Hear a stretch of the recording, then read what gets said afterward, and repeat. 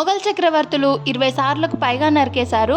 నిప్పు పెట్టి కాల్చారు కూడా. అది కూడా చాలదన్నట్టు ఇనుముని కరిగించి ఆ లిక్విడ్ ని వేర్లపై పోశారు. అయినా సరే ఆ చెట్టు చావలేదు. అమరంగా ఇప్పటికీ సజీవంగా ఉంది. ఆ చెట్టు యొక్క రహస్యం ఏమిటి? భూమికి అడుగున ఉన్న పాతాళపురి ఆలయంలో ఏం దాగి ఉంది? ప్రయాగరాజ్ కోటగోడల మధ్య దాగి ఉన్న ఈ రహస్యాల గురించి మీకు తెలుసా?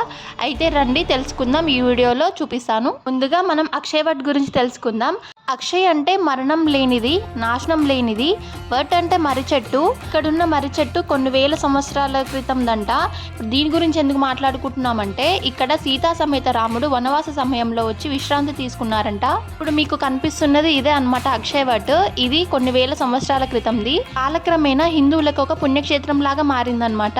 ఈ ప్లేస్ యొక్క ప్రాముఖ్యతను తగ్గించడానికి అప్పట్లో మొఘల్ చక్రవర్తి అయిన జహంగీర్ ఈ చెట్టుని చాలా విధాలుగా నాశనం చేద్దామని ప్రయత్నించారు. అందులో భాగంగానే ఈ చెట్టుని 20 సార్లకు పైగా నరికేశారు, తగలబెట్టారంట, ఇనుముని కరిగించి వేర్లపై పోసారంట. అయినా సరే ఈ చెట్టు మళ్ళీ చిగురించింది. ఇన్ని విధాలుగా ప్రయత్నించినా ఈ చెట్టు చావలేదు. అందువల్ల అక్షయవట్ అనే పేరు వచ్చింది.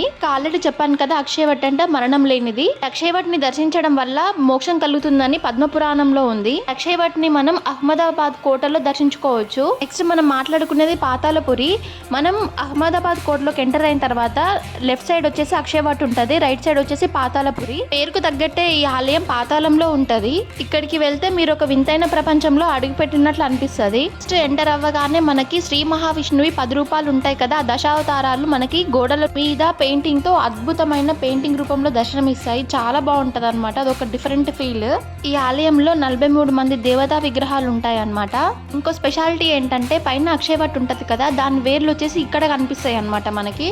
మార్కండేయ మహర్షి ఇక్కడే విష్ణుమూర్తి కోసం ఘోరమైన తపస్సు చేసి అనుగ్రహం పొందారంట. అండ్ ఇక్కడే హిందూ ధర్మం యొక్క శాస్త్రాలను కూడా రచించారంట.